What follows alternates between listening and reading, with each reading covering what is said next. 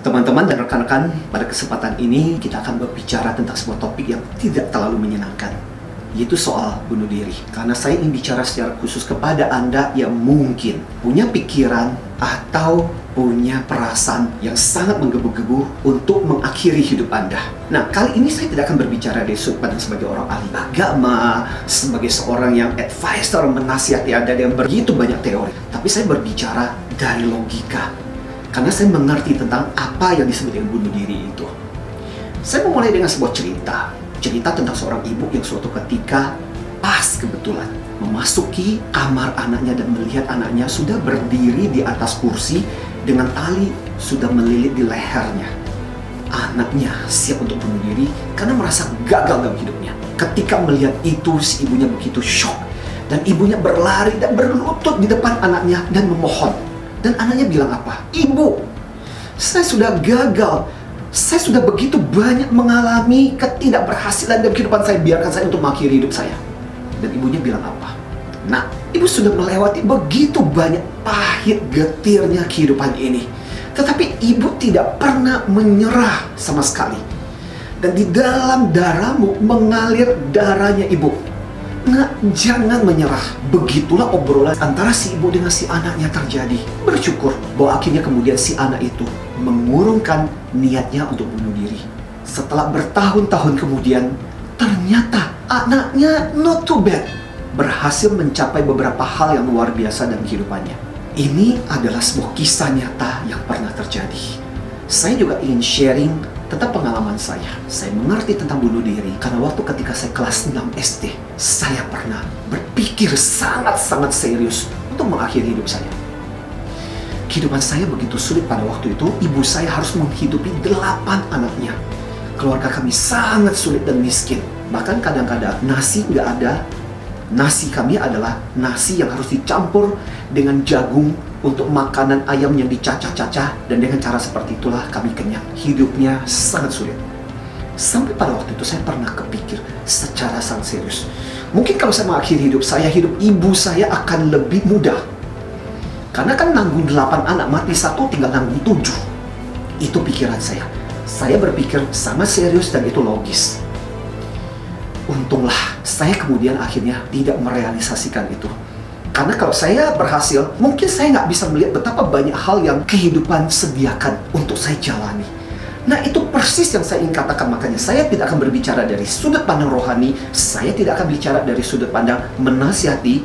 Tapi sebagai teman yang ngobrol dengan Anda. Jangan merasa malu, jangan merasa aneh, jangan merasa hidup Anda kacau hanya karena Anda pernah berpikir untuk bunuh diri. Itu sesuatu yang normal, cuma itu adalah sesuatu yang tidak pantas untuk diteruskan atau dilanjutkan sebagai bagian dari pemikiran kita. Ada beberapa alasan yang saya mau ceritakan. Pertama-tama, emosi itu biasanya sesaat. Dan kadang-kadang perasaan untuk bunuh diri kadang-kadang bisa terjadi menggebu-gebu karena sesuatu hal. Kita mengalami satu kejadian yang tidak menyenangkan, kegagalan, penyakit, merasa bahwa kita tidak diperhatikan, tidak ada yang peduli dengan kehidupan kita. Tetapi itu cuma perasaan sesaat. Makanya jangan terlalu diikuti juga perasaan-perasaan seperti itu. Yang kedua, banyak bunuh diri terjadi karena orang kehilangan tujuan atau merasa tidak ada solusi.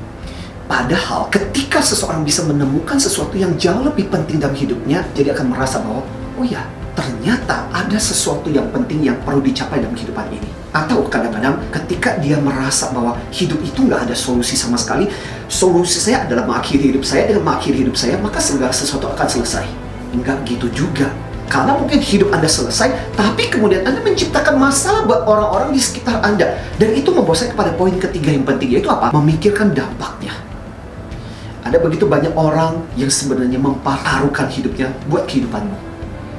Dan ketika Anda meninggalkan dunia ini, bayangkan betapa banyak orang yang harus menanggung. Jadi trauma, mungkin itu menjadi masalah mereka, beban seumur hidup buat mereka. Merasa bahwa gagal menghidupi Anda. Orang tua yang mungkin merasa gagal, bahwa kenapa anakku sampai bunuh diri. Dan mungkin Anda nggak peduli.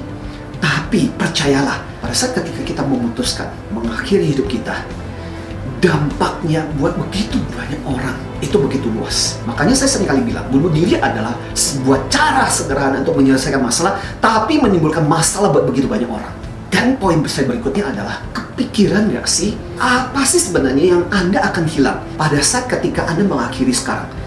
Berarti apa? Ada halaman-halaman dalam kehidupanmu yang hilang.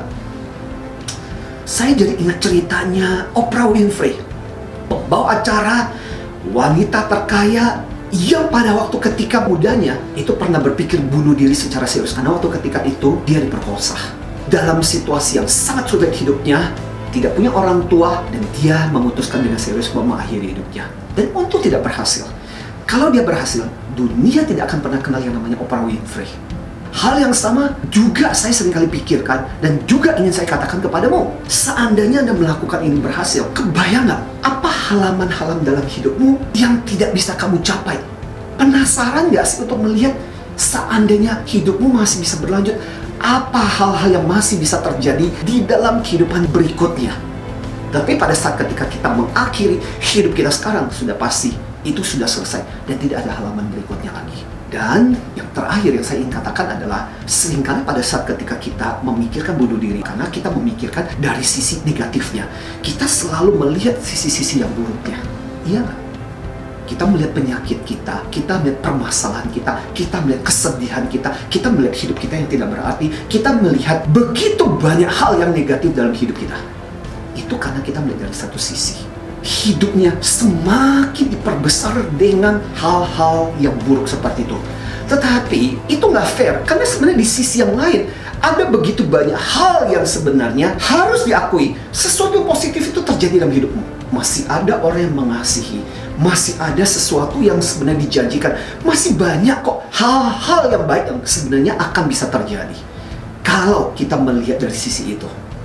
Tapi sayangnya adalah pada saat ketika seseorang memutuskan untuk membunuh diri, yang terpikir pada saat itu adalah, mungkin itu yang Anda pikirkan, kalau saya bunuh diri, semua permasalahan saya akan selesai. Ya, kalau permasalahan ini selesai, kita tidak pernah tahu. Saya makanya tidak pernah ingin menasihati Anda secara rohani. Kita tidak pernah tahu apa yang terjadi di kehidupan sana. Tapi yang jelas, ketika Anda berakhir, Anda menciptakan begitu banyak masalah buat orang-orang di sekitar Anda. Itu sebabnya saya peduli dengan begitu banyak kehidupan-kehidupan yang mungkin bisa berkontribusi luar biasa buat dunia ini, termasuk kehidupan Anda. Tapi sia-sia hanya karena mereka mengakhiri hidupnya, hanya karena mereka merasa bahwa tidak ingin lagi melanjutkan hidupnya. Sayang banget, dunia kehilangan seseorang yang sebenarnya sangat berharga, termasuk Anda. Ada 4 hal yang saya pikirkan penting untuk dipikirkan. Yang saya bilang exit. Exit itu artinya keluarlah dari situasi ini. Dimulai dengan huruf E. Emosi itu sesuatu yang sesaat, termasuk perasaan untuk bunuh diri itu. Makanya kalau perlu, keluarlah dari situasi, dari orang-orang, dari komunitas. Bisa jadi loh ya, siapa tahu Anda berada di dalam komunitas atau bersama teman-teman yang tiap hari ikut menghasut Anda, udahlah bunuh diri. Ada perkumpulan seperti itu. Atau Anda berada dalam kondisi yang terus-menerus menggaungkan pikiran-pikiran untuk bunuh diri. Keluar dari situasi. Jangan mengerami, jangan memberi makan perasaan-perasaan seperti itu. Ingat kan cerita tentang kisah dari India kuno? Bahwa di dalam hidup kita, hiduplah 2 ekor serigala. Serigala hitam, serigala putih. Serigala hitam adalah yang emosi-emosinya negatif. Serigala putih adalah serigala-serigala yang penuh dengan perasaan ceria, sukacita, damai, bahagia. Dan ada pertanyaan, mana serigala itu yang akan tumbuh besar dalam hidup kita? Jawabannya gampang. Serigala yang akan tumbuh besar adalah serigala yang engkau beri makan. So, emosi mana yang terus-menerus engkau beri makan di dalam hidupmu? Jangan-jangan kamu jadi terus-menerus memikirkan itu. Kenapa? Karena tiap hari yang kamu beri makan adalah serigala yang berpikir tentang untuk bunuh diri dan bunuh diri. Emosi itu sesat. Extra miles untuk memikirkan, extra miles untuk mencari solusi. Hanya dengan memperpanjang saja yang tadinya Anda berpikir tidak ada solusi, tahu-tahu tiba-tiba di hari berikutnya Anda menemukan solusi. Tahu-tahu di hari berikutnya apa yang Anda pikirkan selama ini ternyata salah. Tahu-tahu di hari-hari berikutnya Anda berpikir bahwa selama ini Anda sendirian, ternyata Anda nggak sendirian. Ada orang yang peduli dengan Anda. Berikutnya, ingat dengan orang lain. Hidupmu bukan cuma milikmu. hidupmu terkait dengan orang-orang di sekitarmu. Pikirkan saudaramu, orang-orang di sekitarmu, teman-teman, terutama orang tua atau orang-orang terdekat yang mempertaruhkan hidupnya buat kita, yang akan merasa kehilangan. Bisa jadi loh, mungkin Anda berpikir untuk mengakhiri hidup karena Anda ingin kasih pelajaran buat mereka. Ingat, Anda tidak memberikan pelajaran buat mereka. Yang dipertaruhkan di sini adalah kehidupan Anda. Jadi berusaha untuk memberikan energi, keluarkan energi. Jangan cuma berpikir tentang diri Anda, tapi pikirkanlah juga tentang orang-orang di sekitar Anda yang mungkin juga membutuhkan dirimu. Dan akhirnya tell and talk. Tell adalah bicara pada dirimu saat ini. Katakan, menurut saya sebenarnya saya nggak bisa menasihatimu. Yang bisa menasihatimu yang paling luar biasa adalah dirimu sendiri. You are the best doctor. You are the best motivator untuk bicara pada dirimu, untuk ngomong dengan dirimu. Kenapa pikiran-pikiran seperti ini nggak pantas untuk dilanjutkan? Apa yang terjadi? Kenapa aku terus-menerus memikirkan ini? Ada alternatif yang lain. Anda yang sebenarnya bisa mengatakan pada dirimu, bangun self-talk yang berbeda. Dan kalau Anda merasa itu masih nggak ada solusi, talk, bicara dengan orang yang dianggap bisa dipercaya, katakan sesuatu. Kadang yang terjadi adalah ketika kita berada dalam satu masalah, kita merasa masalah itu begitu beratnya, sehingga kita merasa nggak ada orang yang bisa mendengarkan kita. Anda salah. Ada kok orang yang peduli, asal Anda bisa bicara dengan orang-orang yang tepat. Dan jangan disimpan sendiri. Semakin kita menyimpan sendiri, dan itu yang terjadi dengan orang-orang yang akhirnya betul-betul memutuskan akhirnya bunuh diri dan melakukan. Kenapa? Karena dia mengerami pikiran ini sendiri, menganggap itu benar, dan kemudian menjalaninya. Padahal mungkin ada banyak solusi yang bisa didapatkan dari orang lain, nasihat dari orang lain, yang sebenarnya akhirnya bisa menjadi jalan keluar.